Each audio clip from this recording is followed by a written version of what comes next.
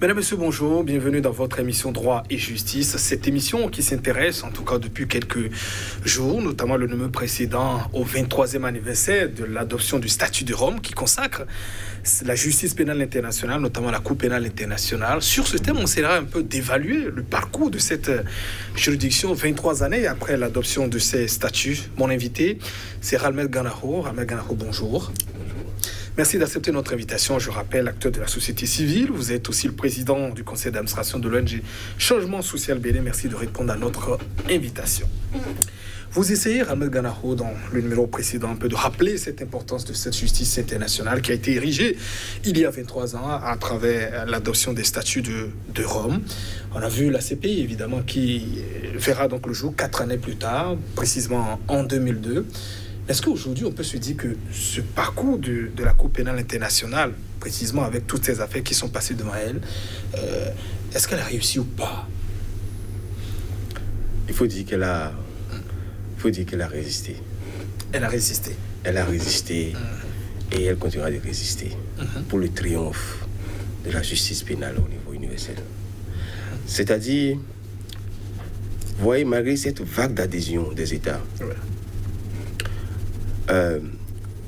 son entrée en vigueur avec 60 dès la 60e signature, vous voyez, la réception a été difficile. La réception a été difficile sur le continent africain et ça continue. La difficulté demeure avec des clichés, des relents, j'allais dire séculaires, basés sur notre histoire nos relations avec l'Occident. Il y a des clichés qui sont revenus. Et oui, tout digne fils d'Afrique, la tentation on évite la tentation d'adhérer à ces clichés tout en perdant de vue en fait l'humanité qui n'a ni frontières, qui n'a ni race, qui n'a ni langue, et l'humanité qui n'a pas une spécificité, mais l'humanité en réalité, c'est ce que nous sommes ici, c'est ce que les gens sont en France, c'est ce que les gens sont aux États-Unis, c'est ce que les gens sont en Inde, ainsi de suite. Pour dire quoi? Pour dire que le besoin de justice, quand on est victime, le besoin de réparation, quand on a subi, quand on est victime, si ce besoin-là est légitime en France, si ce besoin-là est légitime aux Pays-Bas, si ce besoin-là est légitime aux États-Unis, c'est qu'il est légitime ici. Donc, sortant des clichés, la CPI progressivement a fait son œuvre. Il y a trop d'amalgames, il y a trop de quiproquos. Les gens doivent prendre le soin, et ce n'est même pas caché. Ils n'ont qu'à aller sur Google, aller sur le site de la Cour, télécharger des informations, lire et comprendre. Vous voyez, la CPI est saisie sur 3 formes. La CPI peut être saisie par les États. La CPI peut être saisie par le Conseil de sécurité. La CPI peut être saisie. Le procureur peut s'auto-saisir, c'est-à-dire d'un dossier. Sur sa propre initiative, elle peut s'auto-saisir. Et sur les cas que nous avons connus, les cas célèbres, c'est la RDC qui a demandé à la CPI de venir voir la situation dans son pays. C'est l'Ouganda qui l'a demandé. C'est le Mali qui l'a demandé. Pour cette situation que vous connaissez. Quand vous prenez l'initiative, quand vous prenez le cas de la Libye, Soudan et autres, c'est quoi la sécurité? Lorsque vous prenez le cas de la Côte d'Ivoire, le cas du Kenya, le cas de la situation en Géorgie, en Bangladesh, là, c'est le bureau du procureur qui a lancé. Mais en même temps, il faut dire qu'un pays comme la Côte d'Ivoire a accepté la compétence de la Cour. C'est-à-dire que parfois, quand vous suivez les développements, c'est-à-dire les critiques par rapport à la Cour, c'est un peu tout comme si c'est une fabrication occidentale qu'on est venu déposer, qu'on est venu imposer aux Africains. Est-ce que c'est pas vrai, est-ce que c'est pas vrai pour aborder les faits tels qu'ils sont, quand on voit un peu le nombre d'affaires devant la CPI, on a l'impression que c'est une juridiction pour les Africains aujourd'hui. Il faut aller les envoyer là-bas, et vous savez aussi sans doute, en étant un acteur, comment les choses se font dans les coulisses pour vous contraindre. La CPI respecte d'abord la souveraineté juridictionnelle des États. C'est-à-dire que la CPI n'intervient qu'à titre complémentaire.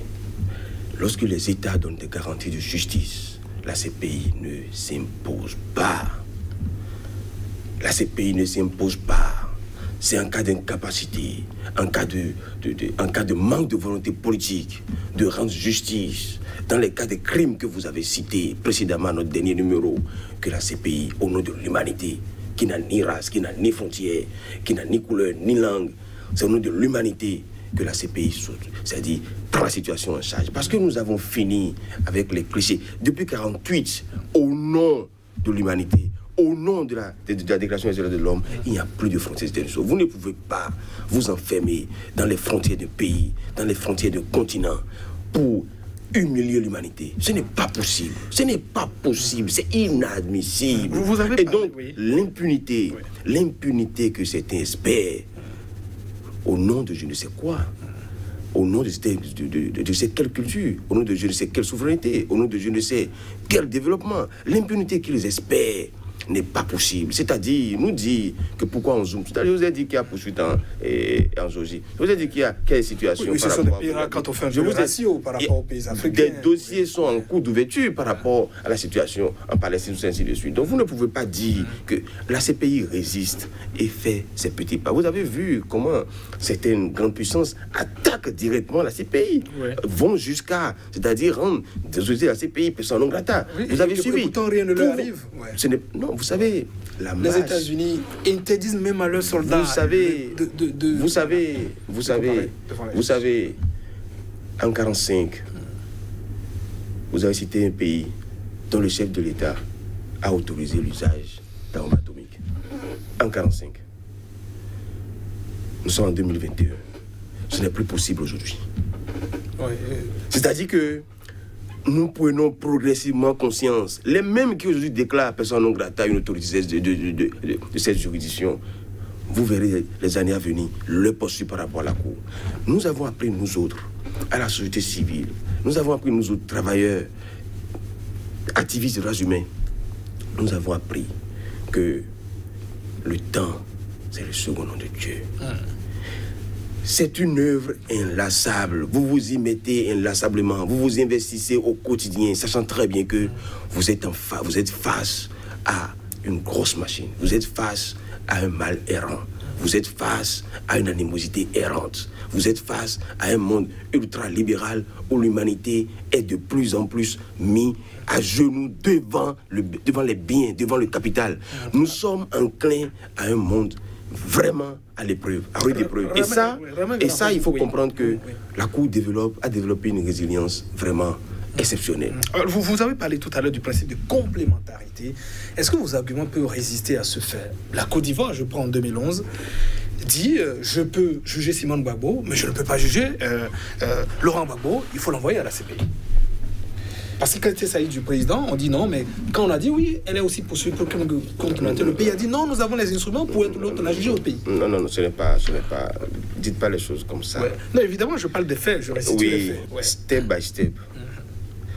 Dans la cavalcade d'avril, si j'ai bonne mémoire, 2011, il y avait urgence, c'est-à-dire de répondre à la situation liée à Gbagbo. La situation de Mme Simone a suivi après. Mais je peux vous dire que tout à l'heure, j'ai mentionné en fait la capacité ou la volonté politique. La Côte d'Ivoire avait la volonté politique, mais n'avait pas la capacité. La capacité en matière d'instruments juridiques, la capacité en matière d'institutions judiciaires. C'est-à-dire que, en fait, c'est un service que l'humanité rend aux États lorsqu'ils en viennent à exprimer des limites. C'est la même chose pour la RDC. C'est la même chose pour la RDC, qui jusqu'à aujourd'hui ne donne pas encore des garanties, en fait, en matière de capacité, non seulement dans les instruments, mais au niveau institutionnel, au plan judiciaire. C'est-à-dire que, il faut passer pour ça, je dis, la question, elle n'est pas une question, ce n'est pas la passion. C'est une question purement technique. Et donc, lorsque l'État en vient après à dire, maintenant j'ai la capacité. Maintenant, nous avons essayé de reconstruire dans la foulée, c'est-à-dire des institutions capables de faire face. La CPI ne va pas s'imposer. Parce que justement, elle s'est restée à sa place. Et je vous ai dit que c'est une institution qui fonctionne avec une telle noblesse. Lorsque vous vous intéressez, non seulement, je vous ai dit, voyez, au sein de la même institution, vous avez le parquet qui vraiment est à charge et fait son travail avec détermination aussi pour dire, mais oui, nous sommes là pour maintenir en fait l'humanité, les principes, ainsi de suite, et nous avons... Mais dans le même temps, vous avez des chambres, des juges dans des chambres qui sont assez froids, qui savent quand bien même le parquet est à fond sur les dossiers, qui savent avec froideur suivre la règle. C'est-à-dire, vous avez l'exemple d'une justice qui se rend à l'abri des émotions. Une justice qui se rend à l'abri, c'est-à-dire de la pression politique. Une justice suffisamment sereine. Oui. Est-ce que Ramé Gadaro, comment est-ce qu'on se sent peut-être en tant que défenseur, peut-être je parle des valeurs telles que la Cour de justice pénale internationale, quand je parle toujours le cas de Gbagbo, disons 10 années après, il est acquitté. Alors qu'on voit un peu au début, beaucoup ont parlé d'acharnement, vous dites non, la Cour, principe de complémentarité, je suis... Il faut faire attention à ne pas verser dans du ranouchi en griffe quand il s'agit de la matière pénale. Vous ne pouvez pas, lorsque la personne, même accusée, vous êtes présumé innocent jusqu'à la décision. De quoi nous parlons? C'est pour ça que je dis, c'est à l'abri des émotions, c'est à l'abri des pressions politiques. Et c'est ça qui nous donne, c'est-à-dire, et ça, vous voyez actuellement, des gens continuent par dire, il faut qu'on recherche les auteurs de ce qui a été à tout coup, ainsi de suite. Parce que justement, la soif de justice, elle est toujours là. Mais il a fallu tout ce parcours judiciaire, il a fallu tout ce parcours pour que on dise, bon, le cas Gbagbo là, on range, donc il n'est pas responsable. Et déjà, vous avez des gens qui réclament toujours une poursuite, c'est-à-dire dans ces cas-là où les victimes n'ont pas toujours les auteurs. Mais c'est pas parce que les victimes sont là et recherchent un auteur qu'il faut aller chez Landry, qu'il faut aller chercher. Non, je pense qu'il faut avoir de la tenue et de la retenue. La justice pénale internationale, telle que la Cour l'administre, avec sa pédagogie, est à l'abri des émotions, est à l'abri de la pression politique. Je pense que nos États devraient s'inspirer de la méthode de justice au niveau de la Cour pénale internationale. Franchement, nous avons beaucoup appris, nous, à la société civile, et c'est la société civile, hein, c'est la même qui, c'est-à-dire, saisit la Cour, c'est la même qui suscite parfois, c'est-à-dire des initiatives au niveau de la Cour, dans certains pays comme le Mali et autres. Et cette même société civile qui est satisfaite quand la Cour, en fait, en vient à faire preuve, en fait, d'impartialité, à faire preuve, en fait, de rigueur dans la conduite de l'œuvre de justice. Merci pour ces éclairages. Je rappelle que vous êtes le président de l'ONG Changement Social Bénin. Merci d'être passé pour nous parler un peu de ce bilan de la CPI. Mesdames et messieurs, ce sera tout. Au revoir.